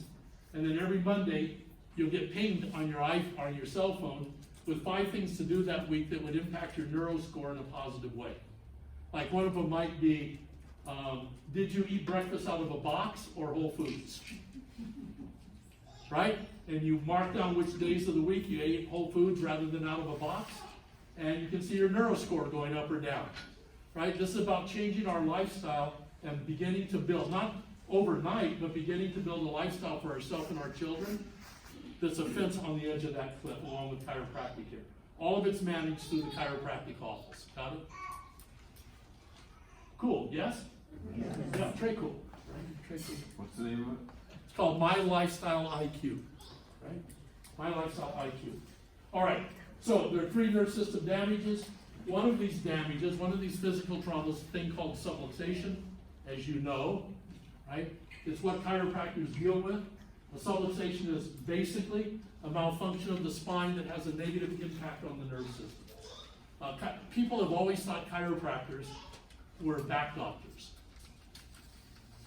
That was somebody sold a bill of goods to the society. The first chiropractic patient you know was deaf. Got an adjustment and got his hearing back instantaneously after being deaf for 17 years. It would take them, this was back in 1895. It would take them 30 years to know enough about the nerve system, the vascular system, the spine system, to understand what happened when that first person got that first adjustment. Second patient had a heart problem. This whole thing of chiropractic being for back only came about 30 years ago when insurance companies were trying to save money and only wanting to pay certain kinds of doctors for certain kinds of conditions. So they go, chiropractors work on the back, they must be back specialists. Well, I have to tell you, we're neurologists. Our interest isn't the back, our interest is the nerve system. If the nerves ran through your nose, we'd be interested in your nose. Just that most of the nerves run through your spine. You follow me? And that's our interest. We call that subluxation. So one last statistic, then I'm going to put a few things in wrapping this up. One last statistic. Research at the University of Colorado, I hate to say this, but they took cats, they opened up their spines, and exposed the nerves where they came out from the spine. They developed a thing, it looks like a sewing machine foot, a little plastic foot they'd slide underneath the nerve, and then they had a balloon that they'd inflate that they could put minute amounts of pressure on the nerve, and the nerve was hooked up to an oscilloscope to measure its action potential. So imagine this nerve is sending out information, the action potential is going up and down. They put 25 millimeters of mercury of pressure on the nerve. That's about the same as having 2 quarters laying on the back of your hand. It's about 25 millimeters of mercury of pressure. That much pressure on the spinal nerve root reduced the action potential, the function of the nerve, by 60%, 60. So imagine that nerve's going to your heart, and it's only getting 40% of the information it needs when it's under stress. Imagine that nerve's going to the lining in your stomach, and it's only getting 40% of the information. You think you might wind up with stomach ulcers. Watch, I can keep this up to every organ if you want. So do we treat the stomach? No, we get rid of the subluxation, and then the body does what? Because it's a self-developing, self-maintaining what? Self-healing mechanism. The body, once we get rid of the interferences, begins to repair and heal itself. Got it? We don't think that way. It's time to think different. All right, couple quick last points. Craig, if you will. We're going to skip this next one. Let's skip that. Keep going. Keep going. Keep going. Oh, by the way, just comment. In New Hampshire, like all states, state employees have a health care plan in the state. So in New Hampshire, during the opioid crisis, by the way, the number one reason opioids were prescribed was for what? Back pain. Back and neck pain. Number one reason. Then they got addicted. to a drug that's 10 times, they say, more powerful than heroin. And then they tried to blame the patients for it. All the time knowing that this was true, they were telling the American population these things are not addictive. As Craig said, you better get your information somewhere else. You follow me? You better get your information somewhere else. So New Hampshire, what they did was, they did this study. This was in 2013 and 14. They were spending $6,700 a year per employee in New Hampshire for healthcare. If chiropractic was anywhere in the equation, not the only thing, not the main thing, just anywhere in the equation, that patient was getting chiropractic care, the cost to New Hampshire per person, as you can see here, dropped to $1,500 from $6,700. They weren't even trying to do a study on chiropractic. They just found that was the answer. And opioids, they found that they were spending, I'll go to the next slide, Craig, if you will. With opioids, nope, go to the next slide, there we go. With opioids, in 2014, they were spending $921 per employee on opioids. If chiropractic was anywhere in the equation, it dropped to $204. You know what that means? 4 out of 5 people were not getting opioids because of chiropractic care. You know what that meant to 4 out of 5 families? Who those people didn't get addicted, didn't lose their jobs, didn't. You follow me? It's the ramifications, just not the numbers. It's what those numbers mean, right, that are important. Okay, keep. Oh, this is cool. Go back there. So I want to show you one thing. This is so cool. 15-year-old kid named Jesse, basketball hockey player in Alaska, gets hit in the chest with a hockey stick during a match. His legs came out underneath him. His head, the back of his head slams down on the ice. He has what we call a vestibular concussion. It's exactly what Sidney Crosby had, just so you know. His dad brought him from Alaska, and the reason is the Sidney Crosby story about Life University wound up on the front page of Sports Illustrated. And so his dad said, there's something going on in Atlanta, Georgia. They got Sidney Crosby back on the ice. I'm taking my kid there. Because what happened was, not only did this kid have the standard, ordinary effects of a concussion, headaches, throwing up, lapses in memory, right, inability to skate, right, physically. The kid couldn't even walk up a flight of stairs. He'd walk up 6 stairs, have to sit down and relax. He's a 15-year-old athlete. Get his breath back to walk up 6 more stairs. But what was most dramatic, he lost his ability to speak. And after 3 months, the MD said, and I don't mean like rough speech, I mean zero, not a word coming out of his mouth. At the end of 3 months, the MD said, it's permanent. They told his parents to get him enrolled in a different school. Right? You can imagine all the stuff. If your 15-year-old kid lost their ability to speak. So his dad flies to Atlanta, Georgia to get him under chiropractic care. With some of the equipment we use, and some of the functions with Sidney. Go ahead, go past this. So here he is after 2 days of care. Thanks.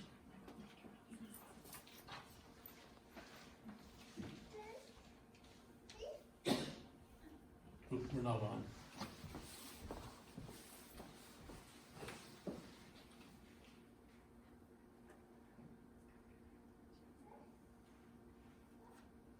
Connected. Try to get it. Go back. Go back one more. Okay, let's see if that works.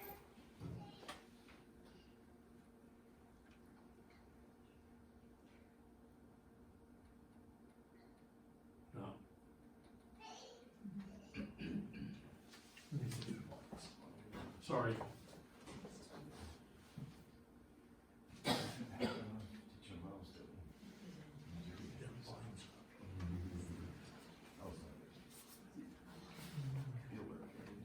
Try again.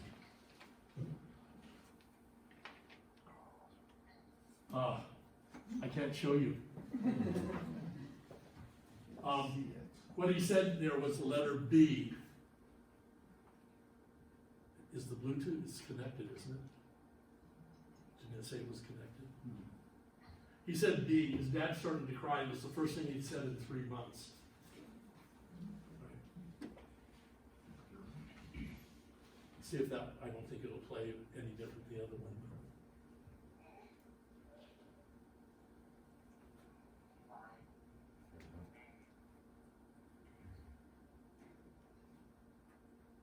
Yeah. Well, it's on this. It's not coming on the speaker. Anyway, he goes, my name is Jesse. So that was after 4 days. He loved basketball, so we got him some tickets to the Atlanta Hawks. We were expecting him to come back with pictures of all the players and autographs. Here's what he came back with the next day. Yeah, go back. That's called 15-year-old hormones. All right, let's go to the next one, but you won't be able to hear it. This is 1 week. It's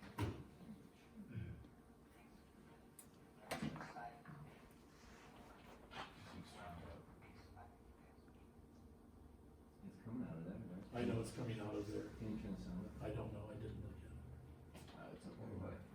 it. All right, anyway, the next one just shows him 1 month later, talking perfectly normal, right? It's amazing. All right, Craig, let's go on then. Okay. Get this.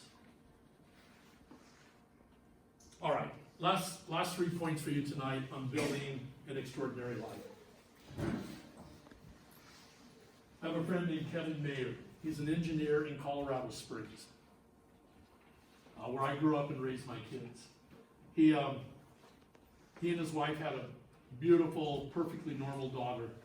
Their second child was born stillbirth. Came out through birth canal, never took a breath. Get the feeling. They're in this delivery room. They've been waiting for this child.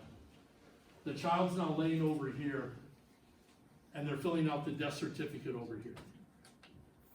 And 5 minutes into working on this death certificate, and you can imagine the emotion in that room, all of a sudden they heard, and that baby took in a big breath of air and started to breathe. But her brain had been without oxygen for 5 minutes. So she was crippled up with cerebral palsy, probably blind. They couldn't tell at that age, couldn't hear. And the doctor said she'll never make it out of the hospital. But she did. And then they said she won't last more than a few weeks to a month. But she did. And then they said you need to institutionalize her, because they said while her brain stem is functioning, all the things that make us human, the rest of her brain is not working. So, your brain stem is where your heart beats and you breathe, etc. But that's not living, right? And so they said you need to institutionalize her, because she's never getting better. She doesn't have any idea there's anything going on around her. And they said, well, we don't care, we're going to raise her. And Kevin's wife primarily felt there was something out there somewhere in the world that if they could just find it, they called it a silver bullet, it would fix her. They could just go find it, it would fix her. And they spent years and a lot of money. They went to all the things you and I would go to. The Mayos, the Cleveland clinics, the Harvards, etc. They all told them the same thing. Institutionalize her, there's nothing going on in her brain. They got into alternative stuff. They actually wound up with chiropractic, which is a critical part of the story, as you'll see in a moment. When she'd get adjusted, her muscles would relax. She'd get a smile on her face and make sounds. It's the only thing. They even went and looked at all the weird stuff after that. Peach seeds in Mexico. Finally, they got to the end of this, and they went to a place, a guy by the name of Glenn Doman. He's famous. He's a physical therapist. He has a place in Philadelphia called the Better Baby Institute. And what Glenn Doman's basic premise is that these kids get no movement. These kids with cerebral palsy, ADHD, their cross-crawl patterns are backwards. Like if you got on the floor and crawled, theirs are exactly opposite. Their brains are just wired differently, and they don't get much movement, and so their brains don't develop the way they should. So Glenn Doman's whole thing is getting movement in these kids. So Kevin and his wife go to the Better Baby Institute. They take the seminar. Glenn Doman brings her daughter up to the front of the room, puts her in a chair, an executive chair, and spins her 100 times in one direction and 100 times in the other direction. And her muscles would relax and she would smile and laugh. And so Glenn Doman gave them a whole regimen of exercises, if you will, movements, to go home and do every morning, every night. And they were taking 3 hours in the morning, 3 hours at night, spinning her in a chair. They had to do somersaults with her, but she can't do anything. So it takes 2 adults to pick her up, tuck her head, roll her over. Pick her up, tuck her head, roll her over. 150 forward, 150 backwards. 3 hours in the morning, 3 hours in the afternoon, and she's getting better along with her chiropractic care. Better being a relative term.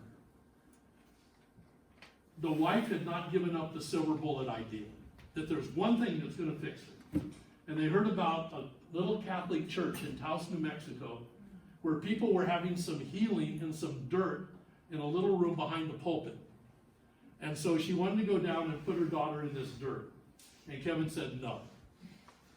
I'm done with it. She's getting better. We just have to do the work. They almost got divorced over it, actually. Finally, Kevin said, I'll drive you down, and the girl's getting big now. He said, I'll carry her in, because I know you can't carry her. He said, but I will not participate in this. So it's about 4.5 hours to Taos from Colorado Springs. They drive down. I think it was a Thursday. They go to this little church. Nobody's there, but they're always open, those little Catholic churches. They go in. They go behind the pulpit, a half door, and there's a room that's about 8 feet by 8 feet. And then it's brick, and in the center of it, there's an opening where there's some dirt, and this is supposedly where people have been having these healings. So Kevin carries her in, and he has to get down in the hole to be able to sit her down. And he gets down there and sits her down, and he had a cathartic breakdown. All the years of hope, all the years of stress, all the stuff they'd ever done that was all locked inside of him in that moment just exploded out of him. And he said he was crying, and he was throwing dirt on her and throwing dirt on himself. And, you know, at the end of all of it, nothing happened other than he had this cathartic experience. They go back to Colorado Springs, another 4.5 hours that night. The family gets cleaned up, they're in bed, and he's sitting in the kitchen, I don't know, eating Cheerios or something. And they had brought her car seat in, and had it sitting at the end of the counter in the kitchen. Now remember, he's an engineer. And he looked down, and I've seen the napkin. He saw a thing that he could put her in. I'm going to show you what it looks like. That he could spin her without having to roll her around in the grass out in the front yard. And he wrote it all on a napkin, designed the whole thing. The next day went out and got 2 big pieces of plywood from Home Depot, cut them into wheels, straps her car seat into the middle of these wheels so that he could roll her around the neighborhood rather than doing somersaults with her in the lawn. Does that make sense? Then he took all of his money and he built 5 of what I'm going to show you. They're called gyro stems. He kept one for himself, for his daughter. NASA bought 3 of them. When you see it, you'll understand why. And he built one. They cost about 160 grand to 190 grand each. He used all of his money to do this. Harvard wanted it for research, for brain research. And he goes, no, I'm going to give it to chiropractic college because it was the only thing that helped my daughter while we were on this quest. So he gave it to Life University. That's what we were using with Sidney Crosby, etc. There's only 23 of these in the world right now. Life has 3 of them, right? That's what our students are learning on. I'll show you. Go to the next one. So here's what it is. Right, it's hooked up to a computer. You can create all sorts. You'll have to do the same thing. Create it at the bottom. Put it on the picture. There you go. Now there's no person in this right now.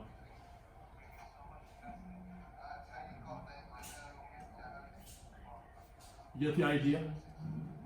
Right? So, It's a tilt world. yeah, hooked up to a computer and set up individually for each patient based on what their neurological needs are. Anyway, you can stop it. Remember this message, expect the unexpected?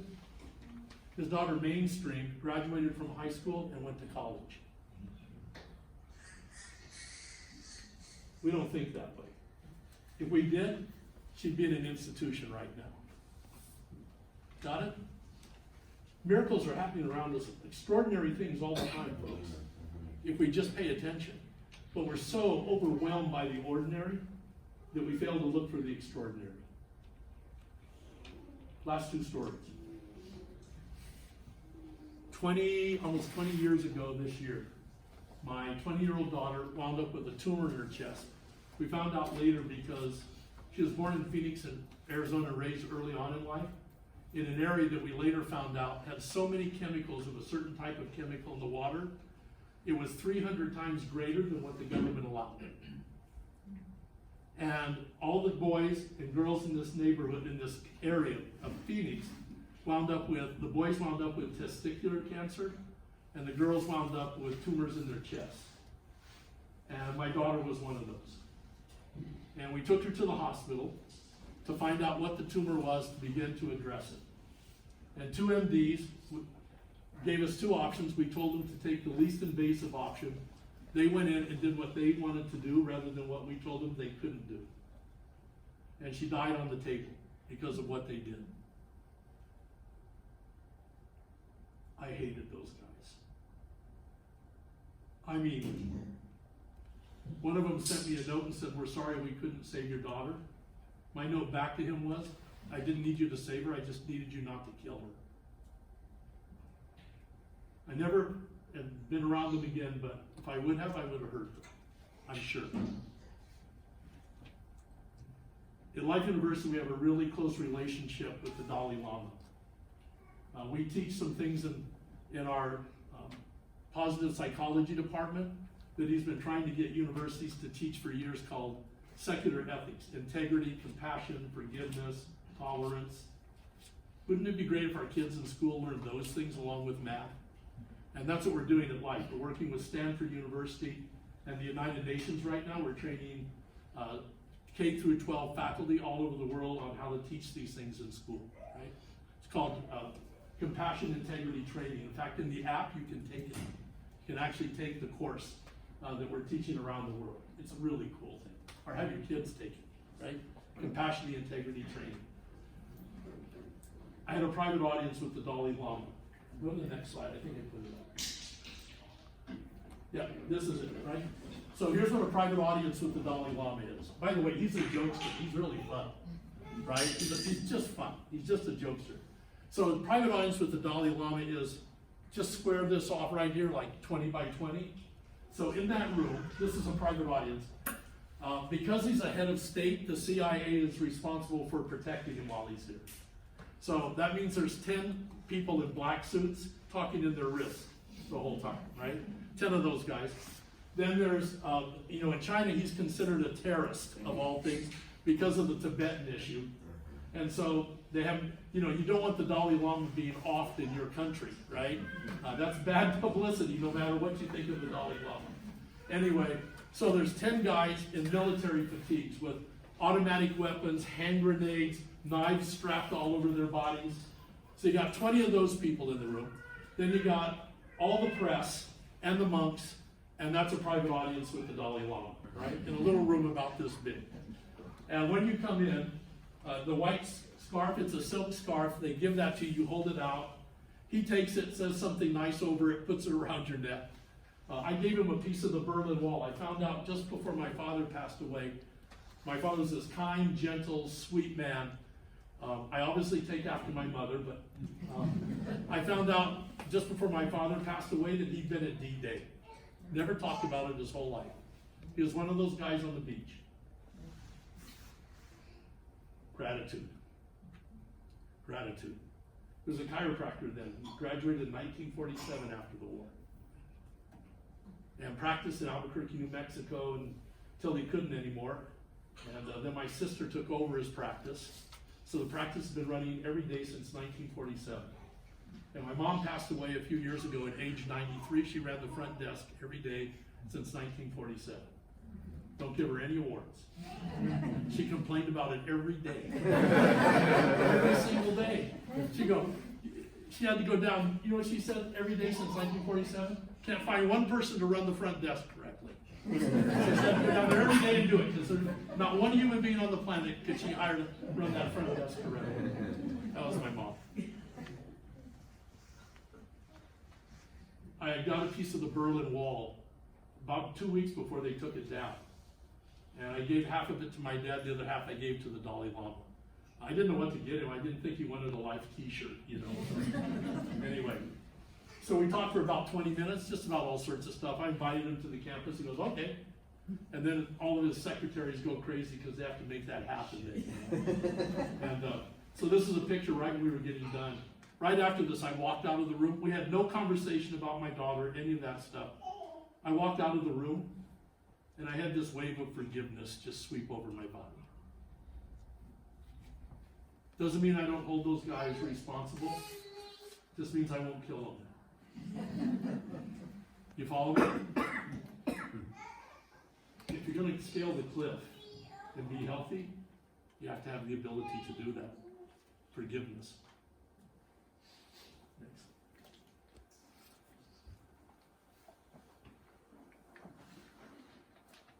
We all know Mandela, right? But we all know him as an old man, an old frail man getting out of prison after 29 years. Anybody ever seen a picture of him before he went into prison? He was a lawyer, you know. He looked like a rugby player. Big shoulders, big thick neck. Looks nothing like how he came out. The ANC had decided that nonviolent protest wasn't working, so they were blowing up government buildings without people in them, right? Just the buildings. They blew up a post office. Somehow there were some people in there. A couple people died. And no one knows whether Mandela had anything to do with it, but he was going to take the hit for it. So they put him away for life in Robben's Island, one of the most brutal Afrikaner prisons you can imagine anywhere in the world. I won't go through the whole thing. 29 years in that place. At the end, they moved him, when apartheid was breaking down, they moved him to a farm where his family could come visit him, etc. The day came for him to walk out of that farm, basically to walk out of prison. I got my daughters up, time difference, it was about 4 a.m. in the morning, they were really young. I knew they wouldn't understand it, but I wanted them to see it so that later in life they would know they saw it and they would know what it means. So I got my two daughters up at 4 a.m. in the morning, we're watching Mandela walk out of prison after 29 years. He got right to the last step where he stepped out of prison. And he took forever to do it, by the way. He walked down this long, kind of rocky road, and he stopped and talked to all the guards. You couldn't see what they were talking about, but they were laughing, shaking hands, patting each other on the back. We found out later that Mandela, whenever he'd get the freedom to make phone calls, he had memorized the birthdays and names of all the guards' children, and he'd call the kids up on the phone to wish them happy birthday, instead of making his calls to his own family. So he's saying goodbye almost to friends. So he's walking down through this place. Gets to the last place and stops for the longest time. Bill Clinton later asked him, was it just a dramatic pause for the press, you know, blah, blah, blah? Mandela said no. He said, I got there and he said, I thought I'd put all of my hate and anger and all of that away. He said, I thought I dealt with it. And he goes, I got to the last step and it all came back up. And he said, I knew if I stepped out of that prison with all of that in my heart, that they would still own me. He said, so I stood there until I got it all handled, and then I stepped out a free man. When he was inaugurated, 65,000 people in that soccer stadium. On the front row, the most prestigious place, front row, first seat, was de Klerk, the guy who had perpetuated apartheid all those years and represented it. The most prestigious place in the world, he put his enemy in. Then behind him was the Afrikaners National Symphony, well-heeled, well-financed, well-instrumented. On the other side of the stage, a ragtag chorus called the ANC chorus. When it was time for the Afrikaners National Anthem to be played, the ANC sung it. When it was time for the ANC fight song to be sung, the Afrikaner Symphony played it. Because Mandela was trying to say, you cannot rebuild a nation based on retribution. It has to be based on reconciliation. You have to take responsibility for what you did, but in the end there has to be reconciliation to move forward. I went to Robben's Island. If you ever have a chance, you can go. They take you through the prison. There's still a few of them alive. People that were in prison with Mandela, they're the ones that take you on the tours. And on the last part of the tour, they put you in a cell where Mandela was, And you sit there and you can ask them questions. And I remember we were sitting there with a handful of people, and one of the people said, what did you talk about every day while you were here? Because they were all in individual cells, so they had to talk around the walls at night.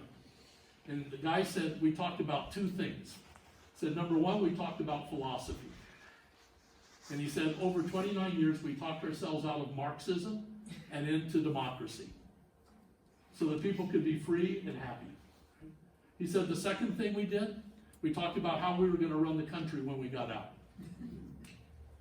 They never once assumed they were not going to get out of there. Does that make sense? Right? Vision, right? If we have vision, we think differently, we have compassion and forgiveness, and then the last one. Go ahead, Craig. That. I was at my ranch in Colorado. I don't watch much TV, and certainly not daytime TV. Some reason it was on. We had some guests, the TV was on. And I got caught up. There was a 747 landing in Beirut in the middle of the Lebanese Civil War. If you remember any of that, you're old enough to remember it. It was a war that completely destroyed the country. It was all broken up into little segments run by warlords. And what they would do is they would take over they'd fight and take over the airport for a certain number of minutes every day, get their planes in, get all their ammunition, whatever they were going to get, and then the plane would get out of town before somebody, absconded with the plane.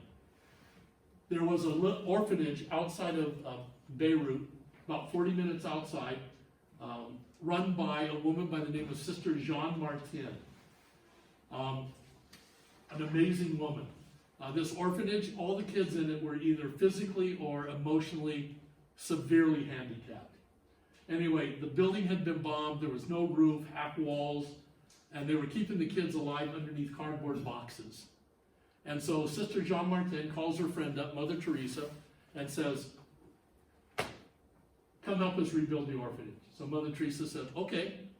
So what I'm seeing on TV is a 747 landing in Beirut with Mother Teresa on board. And the mayor was there, everyone's going to get a press piece out of this, right? The mayor was there was a band, there were trucks because they knew she was bringing brick and mortar, money to pay off the warlords to leave them alone, all that kind of stuff, and an entourage of people. So the 747 lands, there's no jetways at that time. These stairs come down from the 747, this little woman comes out in front of this huge piece of technology. The light kind of blinds her, she gets herself oriented, the band's playing, she comes walking down the steps, and gets to the bottom, starts shaking hands and all of that stuff. And then you know how when you're listening to a band and then the instruments stop playing one at a time, kind of pathetically dwindles away to nothing? That happened. And what they found out was there's no money, there's no brick and mortar, there's no entourage. They asked her to come, so she came. That's it. That's all there is. There's me. So finally she had to ask. They put her in a caravan of limos and they rush her out to this village about 40 minutes outside of town. And there's about 400 people there, and they just, as soon as the car stops, the people at the back are pushing forward. They all want to see her. So people at the front are jammed up against the car. They could hardly get the door open to get her out, and a path opens up through these 400 people. And she's walking down through there, and people are acknowledging her, which with Mother Teresa, it was kissing her on the back of the hand.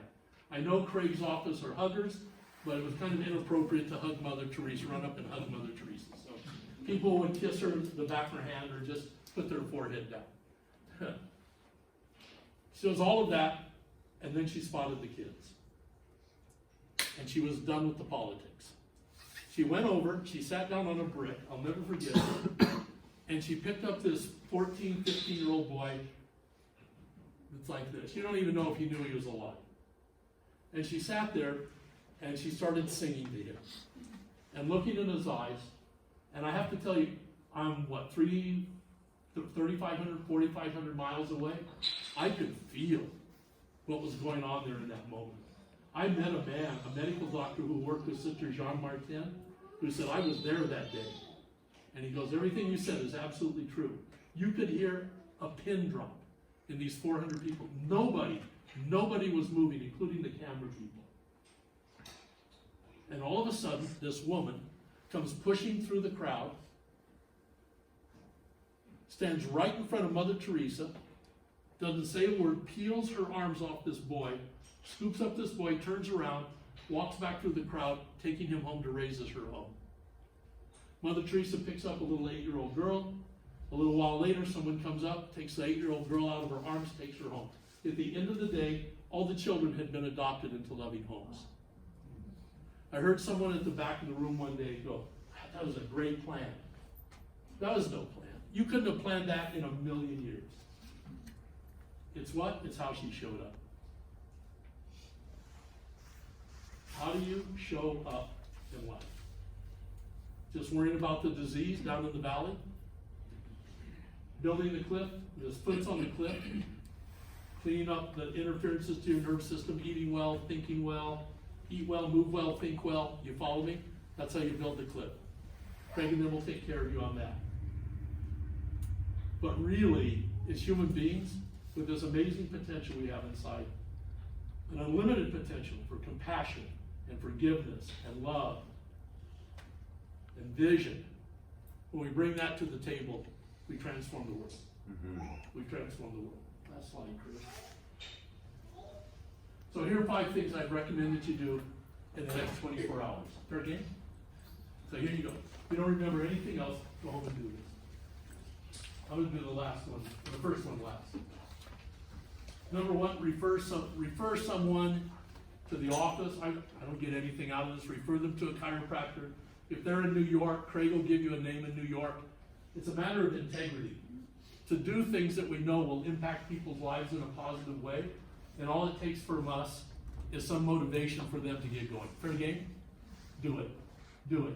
You won't, I'll tell you, it's nothing you get out of it, you'll get everything out of it. Secondly, help someone. Like Mother Teresa, serve a child. Do something in the next 24 hours that makes a child's life better. Like my secretary, Simone.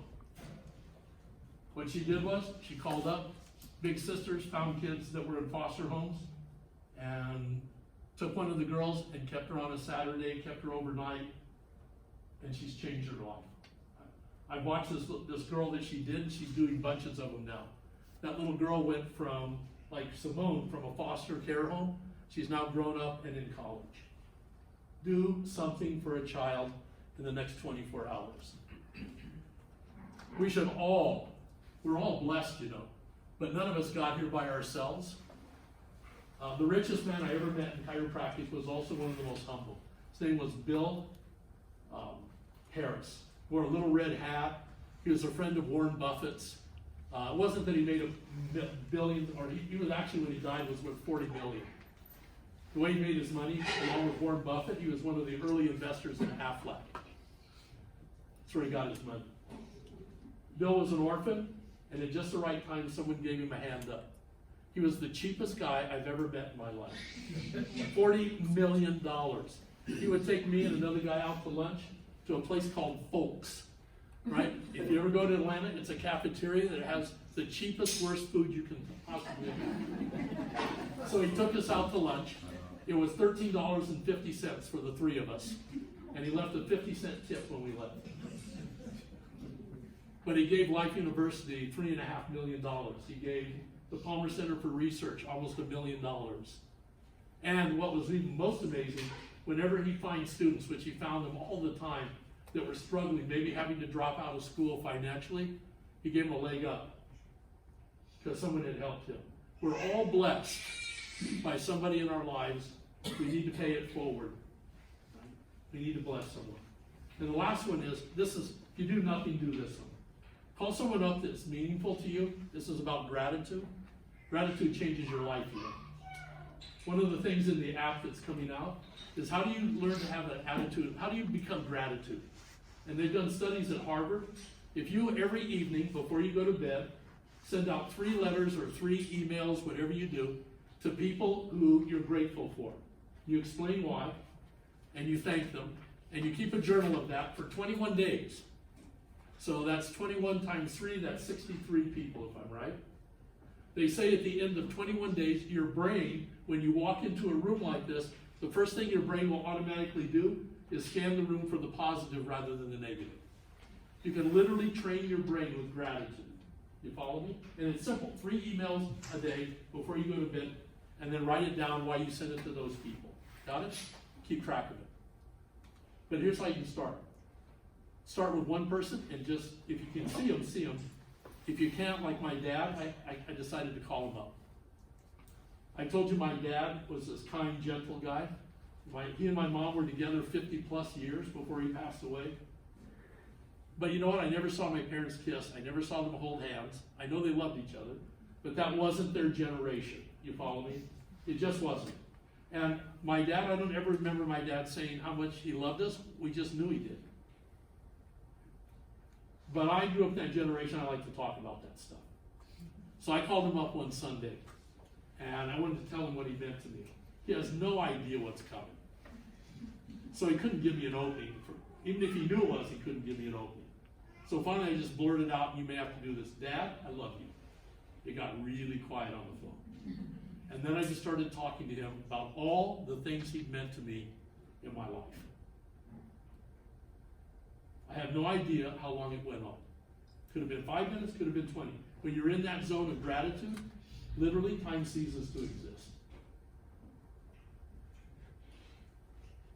And all of a sudden there was a moment when, and I hadn't planned it, there was nothing left to say. I'd said everything I needed to say to him.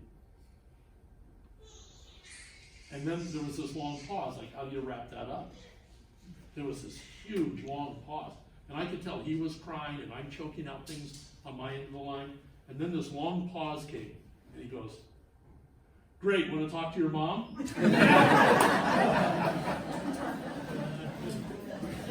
have to tell you, my hugs with my dad, they were always great, but they were something extraordinary after that. Got it? In Life University, we call these 4 things lasting purpose. To give, to serve, to love, and to do, out of gratitude and abundance. We are privileged human beings to be here. Privileged. Doesn't mean we don't want more. But 99% of the world would trade everything they have right now to be in your shoes right now. We are privileged human beings. And from that place of gratitude and abundance in life, we should give, serve, love, and do. You've been great tonight. Thanks for everything. Thanks for the time. And we'll see you the next time around. Thanks.